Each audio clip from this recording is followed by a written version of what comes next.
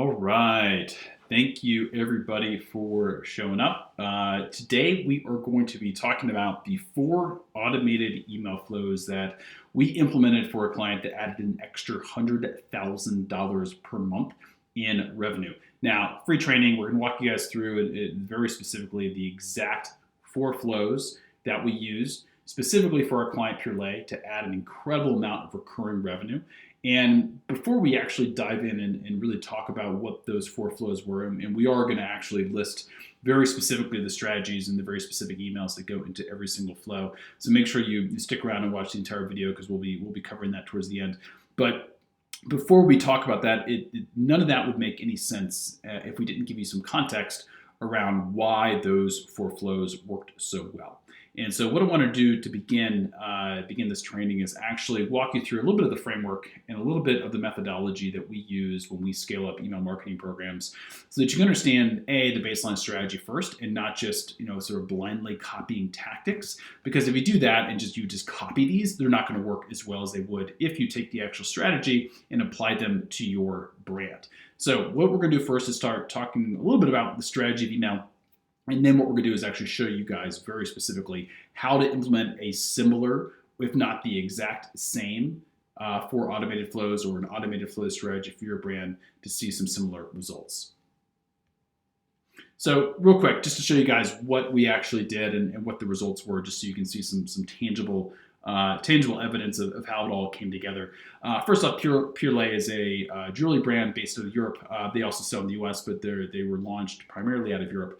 And you can see here very specifically between March and July, just by adding flows to their existing email marketing program, they were able to do a couple of things. But most importantly, they were able to add about 94,000 euro, and if you actually run the conversion on that, that equals about $110,000 in extra revenue every single month. So we're just looking at a single month snapshot from July, just so you can see and sort of understand the numbers. And this screenshot is specifically coming from a Klaviyo account. If you're not familiar with Klaviyo, Klaviyo is our recommended email platform of choice for e-commerce. It's what we use for all of our clients and all the brands that we work with, and highly recommend using them if you don't use them. And this comes from the Klaviyo dashboard. But you can see when we first started working together with these guys back in March, the numbers that they were seeing were about 5% of their total revenue were coming directly from. And these guys, were already doing 400,000 euro in a month, so pretty close to 5 million euro a year annualized. So if you look at their revenue as a percentage that comes from email is about 21,000.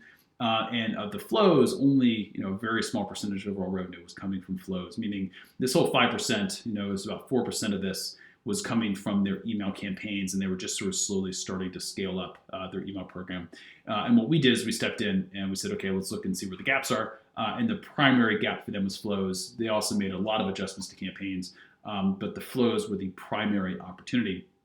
And just by implementing a base set of flows that was very specifically targeting their audience and specifically set up for their products, they were able to very, very quickly add extra $100,000 a month in automated revenue coming from those automated flows. And so that's what you're seeing specifically right here, just so you can see how tangible that change was for them. So let's start breaking down a bit of the strategy here so you guys can understand what we're going to be implementing and what I'm going to be showing you. So something that we do and our belief is that you need to be looking at email as what we call life cycle email marketing. So email isn't just this thing, you press a button, send a bunch of emails out and a bunch of revenue comes in. You have to structure your email communication in a way that is matching the cadence of your customer's journey with you. And so the way that we describe this is lifecycle email marketing is all about sending emails to customers at the critical points in their customer journey to help take that next important step forward towards a purchase. So if you think about your customer journey as essentially this like winding path, right? It's a pathway in the woods with different touch points and sort of different markers along the way.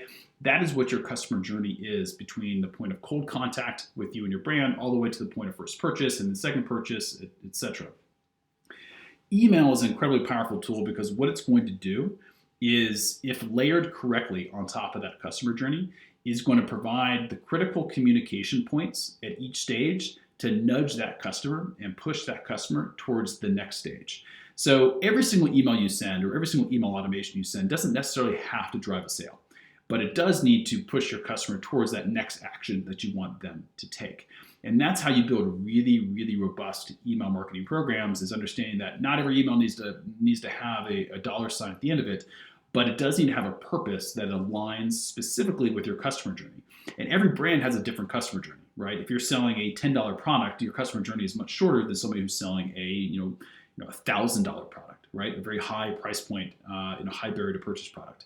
That type of product is going to have a much longer sales cycle, require a lot more nurturing, and because of that, it's going to require very different email communication along the way. So the reason I want to explain all this now is because what I want everybody to understand is that you're going to need to adjust these flows accordingly to match the type of customer you sell to and the types of products that you sell to, or the types of products that you sell.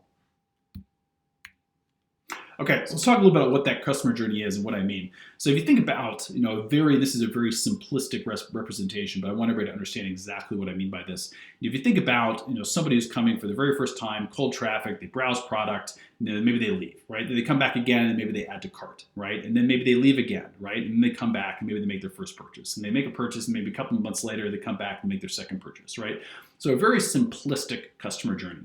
The whole concept with email is especially for the automated emails, for the flows that you're going to be building that are firing based upon very specific triggers and actions that your customers are taking, is they need to be aligned with where that customer is in their journey with you. So welcome series needs to be triggering very early in the customer stage. Browse abandonment series is going to be triggering after somebody has browsed product, right? Now an abandoned cart series, right, it's going to be triggering after somebody has already added something to cart. And the idea here, if you look at the green arrows, is that the point of each of these series is to nudge them towards that next stage, right? So the welcome series wants to actually get somebody to browse a product. The browse abandonment needs to get somebody to add to cart. The abandoned cart is going to be pushing somebody to make a first purchase, etc. Post-purchase email series is going to be pushing people towards that second purchase and to build up a level of credibility and potentially even referral basis for new customers in the future. So the idea is, when we're looking at these baseline flows to set up for your brand, we need to be thinking about the very specific stages and touch points in your customer's journey. Okay, let's talk about metrics here, again, because I want everybody to understand the metrics that we're going for before we actually show you guys the flows specifically. So as an example here, and this is not a client, these are two completely different sort of separate stores, and we've got their identities sort of hidden here because I don't want to share their proprietary data. But the idea here is that when you're setting up a really robust email system, you need to be thinking about the core metrics at play. And the numbers you need to be looking at are A, what's the overall amount of revenue that we're driving from email? Depending upon the size of the brand, depending upon the other things that you should be doing, those numbers should range somewhere, if you've got it really dialed in, somewhere between 25 to 35% on average. We have brands we work with that do 40 to 45% of the revenue from email. And that's typically because they're not doing a whole lot on other fronts, or they might not be investing very much into performance marketing. So the reality is that while we say sort of 25 to 35%, it really depends on what else you're doing. So as an example, if you look at Store A, right? Store A, it's a much smaller brand. They're only doing $20,000 a month. Their revenue from email is 25%, right? They're doing $5,000 a month, which is 25% of the total revenue. But if you look at where that revenue is coming from, it's a strong imbalance, meaning most of it's coming from campaigns, and a very small percentage is coming from flows, which means that these guys probably have an opportunity to do far, far more than just 25%. Once flows are dialed in, these guys could probably be doing 35 to 40% of their total revenue from email because flows at this point are so underutilized. So you have to be able to look at the numbers and understand kind of where the opportunity is. But generally speaking, we like to see about a 50-50 split between revenue coming from campaigns and revenue coming from flows. So if you see, like in this example of Store A, this really strong imbalance between the two, it means you have a lot of opportunity on the flow front to drive additional revenue from flows. Versus looking at like something like Store B, and Store B has a much more balanced approach where they've got about 12% coming from flows and about 15% coming from campaigns. Not quite 50-50, but pretty dang close to a 50-50 split. Both of these add up to about a total of 26% of revenue coming specifically from email. Obviously, a much larger brand. These guys are doing over $1 million a month in revenue. But the idea here is to say that every brand's a little bit different, and so the numbers and the metrics are always going to have to slide and shift a little bit depending on what you're doing. But two things to be looking at to determine whether or not there's an area of opportunity. And this is the most important piece of this. A, is your brand doing at least 25% or 25 to 35% total revenue from email? That's sort of the first thing to look at. If the answer is no, then you definitely have room for improvement. If you are, then what you should be doing is looking at the balance between your flows and your campaigns. And you should say, okay, we're doing 20% from campaigns and 5% from flows.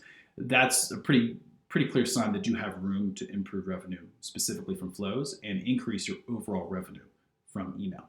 Now, let's say you have a balance here, just like this example of Store B. We would even argue, and we'd have to look at a little more data, and we could talk about that later on.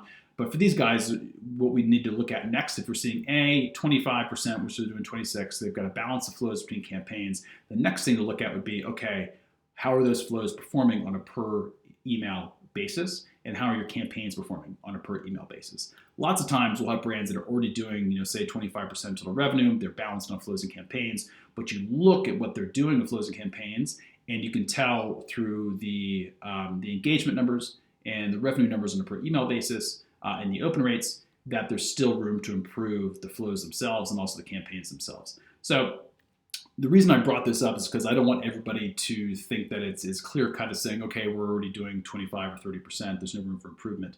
You need to look at this on a per store basis and a per brand basis. But hopefully this sort of dissection of the metrics gives you some ideas of where to start looking to see if you have opportunity to drive more revenue from email. Okay, so let's actually talk about the 4 automated flows that you should be beginning with. And we're going to talk a little bit more than about just 4 of these, but it was only 4 that drove that revenue increase for Pure Lay. So we're going to touch on those specifically, but then also mention a few others that you should also be looking at. The most important piece of this is that it is going to be dependent upon your brand, what you should implement. But regardless of your brand, this is a really good starting place to begin. Welcome series, browse abandonment, abandoned cart, new customer, repeat customer, VIP customer, and some sort of a win-back series or a list pruning series. This is what we'd call base level flows. So think of this as like the cornerstone of your email marketing program. Flows are incredibly important for multiple reasons, and they tend to be an afterthought for most brands. Most brands really focus on campaigns. Really what they should be focusing on specifically is starting on flows and then expanding to campaigns. The reason being is because flows are going to be your highest engaged emails of anything that you do because they are specifically firing based upon actions that your customer is taking.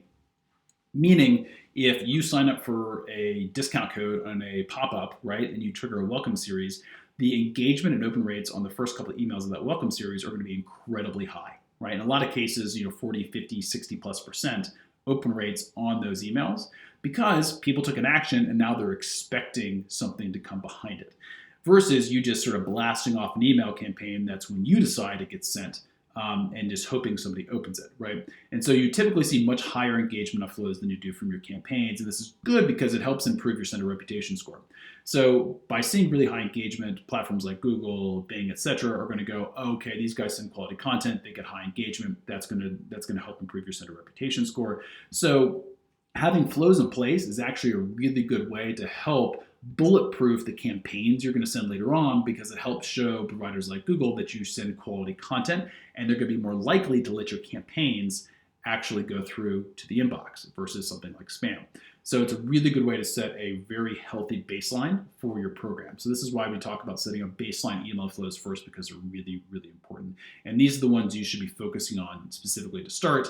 The other thing to mention here is that when you're setting these up, you need to be thinking about first, what we talked about earlier, what's that targeted life cycle stage? Where are they in that purchase funnel or that journey with you? What's the qualifying trigger, right? What's the thing that's actually going to trigger one of these things from being sent? And you need to think about what that action is and making sure it's congruent with what's being sent to them after that action, right? So you don't want to, for example, if somebody just signed up for your welcome series, right? And it's the first time they've interacted with you, you know where they are in their journey. probably makes sense to nurture them a little bit before you immediately try to pitch them a product, right? So, and again, it's very different depending upon the type of product you sell. If you sell something that's a low price point, it makes sense to pitch it earlier. If you sell something that's a higher price point, it might make sense to nurture them a little bit longer. So you have to understand kind of what's that qualifying trigger and where are they in the life cycle stage. Branching logic, what happens when they make very specific decisions or they take certain actions in your email? Do you then branch them off into different sort of subsections? There are a number of actions you want to ask them to take, the time of the emails, and then ultimately we're going to be recommending that you add at least 3 to 4 emails per flow that you set up. So meaning your welcome series should have at least 3 to 4, sometimes more, depending upon the type of product that you're selling.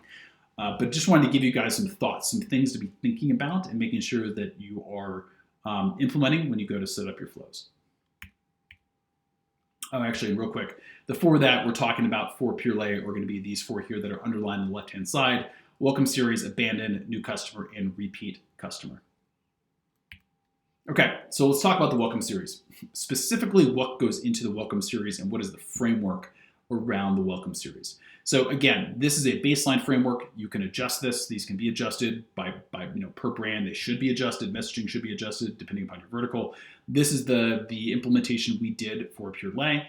But know that again, if you're selling something that costs a much higher price point than what they are, then this is going to have to be adjusted. But at least gives you a framework from where to start. Framework we like to start with is understanding 2 stages to a brand new prospect or brand new potential customer coming into your ecosystem. And that is indoctrination, and then you sell. And the idea here is what you want to do is first, say somebody signs up for your newsletter, or let's say they opt into a pop-up that gives them a discount code, or maybe they're entering to win a free gift. The first few emails you want to send in that sequence are going to be all about indoctrinating them. So the very first email is going to welcome them. You're going to deliver on your promise. So let's say you offered them a discount code. You're going to deliver that discount code, and you're going to introduce the brand. Either an overview of what you do, or maybe it's a message from the founder, or maybe it's a founding story, maybe it's a piece of video content that's going to be walking them through how you make the product. If it's a mission-driven brand, it's going to be a video piece of content that's talking about what you're doing with that portion of proceeds that are then being donated to charity, whatever it may be. The idea here is to indoctrinate them. Then the second email we like to see is a high-value piece of content, or something that really aligns with the brand story and mission. The idea here is that the more you can draw somebody in emotionally and connect with them emotionally, the more likely they are to buy. And this goes back to a premise we have that we implement throughout the entire customer journey for all the brands we work with, which is selling emotionally and then selling logically. And the concept of that is every decision you make is first made emotionally. Every purchase decision you make is first made emotionally, and then you start to justify it with logic. So whenever you buy something, maybe you're on Instagram and you're scrolling through and you see a jacket or a pair of shoes or a cool piece of tech that you want to buy. You see it, you have an emotional connection, it's a primal connection, you desire it, and then your brain starts to go, wow, do I really need it? I just bought a pair of shoes last week, do I really need another pair? Like, well, okay, this bag is awesome, but I'm going on vacation in 3 days, is it going to get here in time, right? So what we want to do when we sell, and this is the same goes for when we sell on your site, but also when we sell through email, is you want to make sure that first we sell somebody emotionally and then we sell them logically. And so the idea with the indoctrination is we're going to be building up that emotional connection with your product and that emotional connection with your brand, and then we're going to start to sell. So, for example, we'd like to include high-value pieces of content in the first couple of emails, and then the second half we're going to sell. And we're going to sell from 3 different angles. Sell based upon the benefits of the product. We're going to use social proof, and then we're going to use some sort of FOMO offer, which is a fear of missing out offer, to force them to take action. Another way to describe this would be forced urgency. So, for example, the first sales email might be talking about all the benefits surrounding this new pair of hiking boots, right? The second email in the sell email series would be an email talking about reviews, or talking about how Outside Magazine has ranked them as the best hiking boot of the year. And then email 6 might be a FOMO offer where if we had introduced, say for example, a promo code when they first signed up, we might be telling them that promo code is ending in 24 hours. So giving them a reason to take action now. Now that's a very, very high level example. Every brand is different, but that's a really good formula and basis to follow for your welcome series.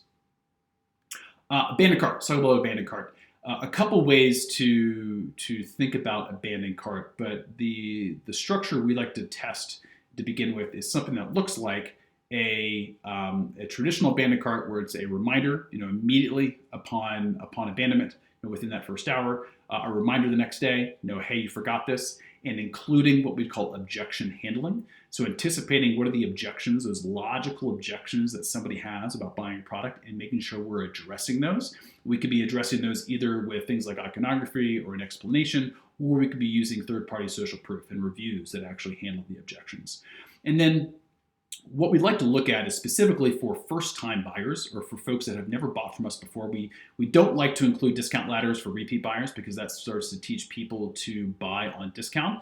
But if you are able to offer discounts, it makes sense to then start an escalating discount ladder or incentive ladder of some kind that happens after those first few emails. So, in this case, it might be a discount. It could be a bundled offer. It could be a free shipping offer. It could be an extended warranty offer.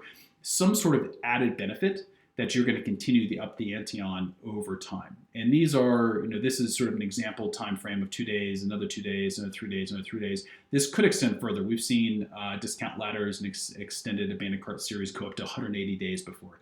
So this can really extend, again, depending upon the type of product you sell and the type of audience you sell to. And they don't have to be discounts. They can be additional value offerings. It could be bundled offerings. It could be a free gift with purchase incentive. Lots of things that could be done here. But the idea with this is you start an escalating series of incentives to get somebody to buy. And you want to restrict this to first-time buyers to get that first person in the door buying from you. Because once they put a credit card down and bought with you, they're now a totally different person in our eyes. But this is meant as incentive to get that person to buy that very first product. New customer. After they make that first purchase, the goal here is to do two things. A, continue to build the relationship. B, actually I should say three things. First, continue to build the relationship. The second piece is to try to anticipate or get ahead of any issues. And then the third piece is going to be to sell them or upsell them on an additional product or get them to refer somebody else to buy a product. So when you're thinking about the email sequence that comes out of a first-time new customer, and again, this is sort of the base level formula. This can be adjusted for your brand however you want. We want to have some sort of welcome email that comes after that purchase, thanking them for their purchase, either the founding team or from the CEO, make them feel really good. Lots of times you get a lot of buyer's remorse after especially an impulse buy. You want to be making sure that you are speaking to them in a way that is going to confirm, or I should say reaffirm, the purchase decision they just made. Right? And if you like, you can even offer something like a discount code on their next purchase as a way of saying thank you. As I say, like welcome, welcome to the family. Thank you for joining us. Thank you for supporting us. Here's some sort of an incentive or benefit for coming back again. Next, want to be looking at maintaining the relationship. So this is a really good way to do a couple things. First off, is sort of anticipate any sort of customer service concerns, as things are being processed and shipped. But a lot of times people have different expectations, especially if you did not do a good job of messaging this on your site, which a lot of folks don't do, around when something's going to arrive. And so what you want to do is make sure you're actually setting the proper expectations before the product arrives so that people come and they don't open the box and go, what the heck is this, right? So one of the best things you can do here is to use this as a relationship building and expectation building email that's being sent out while things are still being processed and shipped. Finally, once things arrive, so you understand when products are going to arrive for a customer, you want to trigger basically a did your order arrive okay? And this is again a relationship building email, but it also heads off any potential customer service issues or negative reviews or sort of negative third-party reviews. If somebody goes on and leaves a review somewhere else, like in the community, this is a good way to head off a bad client relationship or a bad customer relationship is by sending emails like this. Reviews requests, we want to absolutely make sure we're generating reviews requests or generating user-generated content. So if you're collecting user-generated content that you're going to be using for advertising, Instagram, Facebook ads, this is a great time to start collecting that content.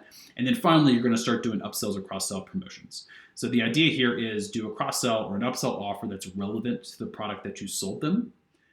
You can start to do advanced segmentations by looking at what their previous purchases were. So if you saw somebody bought a shirt and a pair of pants, we're going to upsell them on a pair of shoes, right? So there's a lot of ways to really make this an advanced promotion. And then finally, eventually at the end of the sequence, you want to have some sort of an urgency call to action. So for example, if you offered them a discount code here very early on in the sequence, a discount code earlier on in the sequence, you would then be sort of saying that discount code is going to expire in 24 hours, as an example. Or maybe the promotion that you offered here is actually a limited time, 48-hour promotion or 72-hour promotion, and then that promotion is going to be ending. It's going to be a reminder of that promotion ending. Returning customer, very similar in the sense that when somebody has bought their second purchase, right? So if you think of this new customer, this is the first purchase, returning customer, this is their second, or third purchase or fourth purchase. Again, we want to be utilizing a lot of those same tactics to come in here, thank them, sort of remind them of policies and setting expectations. We want us to promote some new products. Again, they've already been indoctrinated and now bought twice. Like, this person is a totally different customer in our eyes. And then we want to request reviews, and then we want to start doing additional upsells and cross-sell promotions. So very similar, just a slightly faster campaign, because this person has already now bought from us once and now twice. And so we can actually speak to them a little bit differently and actually push them through towards the next purchase a little bit faster. So these were the 4 primary flows that we worked with Purelay on to set up. These were the exact strategies that we worked with them on. So you guys are literally seeing the exact playbook. And for them, it added an extra $100,000 in monthly revenues. Not $100,000 total, $100,000 per month. So over $1 million in additional revenue annualized by simply doing these flows correctly.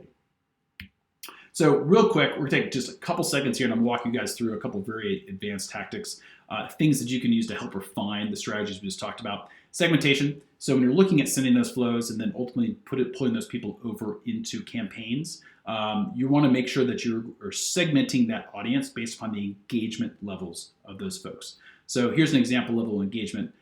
This would be an example of sort of 5 different tiers of engagement. Somebody who's opened every email, somebody who's opened 2+ emails per month, somebody who's opened an email and purchased a product, somebody who's purchased 2+ products per month, and somebody who's opened 5 emails per month. Would be an example of 4 different levels of engagement. And the idea here is that you should be sending more email to people that are more engaged and less email to people that are less engaged. That's how you maintain high open rates. That's how you keep your email coming through at the cadence that your customers want to receive it, and ultimately drive more revenue. And the reason you send less email to those who are less engaged, we see a lot of brands, for example, send out a campaign and then they send out an exact duplicate campaign, but only to the folks that didn't open the first one, which is the exact opposite thing you want to be doing. Because basically what you've now done is send 2 emails to folks that didn't want to receive any email. And so now they're not going to engage twice. So it hurts your sender reputation score and also annoys the heck out of those customers on your list. So what you want to do is adjust your sending to match the cadence that your customer wants to receive communication, because somebody maybe only want to receive an email once a month. And if you only send them once a month, they're going to be very likely to open it versus the 2 emails you're sending them a week that they're not opening any of. So by sending less, you can actually get higher levels of engagement, and higher levels of engagement ultimately turn into more revenue over time. We talked a little about this, but some of the core metrics you want to be looking at. Open rates, 20 to 40%. The lower end of that range would be campaigns. The higher end of that range is going to be more for flows. Click rates, 2 to 4% in general. Again, campaigns have slightly less on the lower end. Flows are going to be on the higher end. And percentage of revenue coming from email should be anywhere from 20 to 50%, depending upon the other things that you are doing online. Email should be your highest ROI sales channel of anything that you do. List health. We talked a little bit about how flows can really help list health, but something I want to flag for everybody here is that if your campaign open rates are doing below a 10 to 15% open rate, same thing for your flows. If your flow emails are doing below a 10 to 15% open rate, you're probably doing something very wrong, and you're sending to unengaged recipients or folks that are uninterested, which is really harming your deliverability. So if you're a brand that right now that is seeing open rates that are in that either below 10% or between 10 to 15%, you need to be seriously thinking about completely rebooting your email strategy, or else what you're going to find yourself doing over the next 6 months to a year or 2 years is eventually burning out your list, killing your sender reputation score, and ultimately crushing what for most brands should be a multi-million-dollar asset, which is email. So as a red flag, if you're seeing those numbers, you need to completely reboot what you're doing. Last sort of piece of advanced tactic we'll see, because this is something we see most brands really mess up, is email design. And so you can this is an example of a template over here on the left-hand side. The reason it's sort of got the empty image is because that's where the image would go in Klaviyo once it pulls the product dynamically through. But the idea here is this is a really good example of how you can have a really well-designed text template that looks great, very on brand, that's not image heavy. And one of the things we see issues with are brands that try to make their emails way too image heavy, especially for mobile. And the problem with it is those things break very easily, especially in email providers like Outlook. A lot of emails get stripped out and it ends up stripping out all the branding. So what you want to do is design in the elements, the branding elements, and be more text focused so that you can ensure A, it looks great on mobile, and then B, that imagery does not get stripped out when you send it into a sort of more of like a legacy email platform like Outlook. So this would be a really good example of how you keep your template very mobile friendly, keep it really clean. You keep those CTAs above the page fold, and then you don't place text over images or don't embed text into image, because an image that gets stripped out through something like Outlook then also strips the text out. And then you have zero context and zero copy, and it ends up being essentially a worthless email. So making sure you're building your templates that are so that they are not too image heavy, and that text and images are completely separate. So that is the end of the training, guys. I hope you guys found that helpful. If you have any questions whatsoever, if you are listening to this training, everybody here is invited to sign up for a free strategy call directly with Blue Stout and the team. You can go to bluestout.com/strategy. There will be a calendar there. You can pick a day and time that works best for you. You can get on a call with myself or somebody else from the team, and we will specifically look at what you are doing with email to determine if you have any room for improvements. And then what we'll do is we will help you understand how you can apply the strategy that we talked about in the training today directly to your brand. And Purelay is a great example. The advice they got from us, and then ultimately the work that we did with them alone returned well over a 20x return on investment for them in just a couple months. So for anybody out there that feels like they are leaving money on the table when it comes to email, highly recommend signing up for a strategy call. We'll assess it. We'll give you the playbook. You can either go implement it yourself, or if you decide you want to work with us, we're obviously more than happy to talk about those options too. But hopefully you found the details in this training really helpful. And have a great day.